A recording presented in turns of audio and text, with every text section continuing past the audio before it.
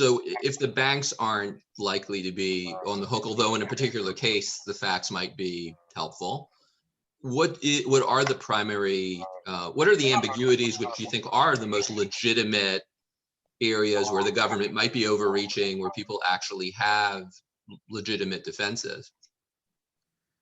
Yeah, I would say if let's say a couple of people left your company, you had taken out the loan, a few people left the company, and there's now this discrepancy with the fact that you're paying less people than you anticipated when you filled out the application. That's something that can happen.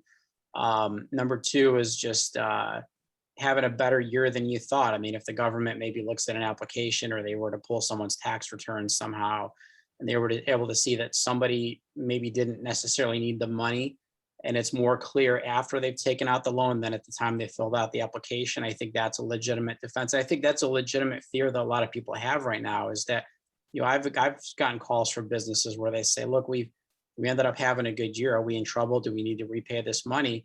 And what I say to them is, well, number one, I can't really predict what's going to happen, but if everything was true at the time that you certified that application, you should be fine.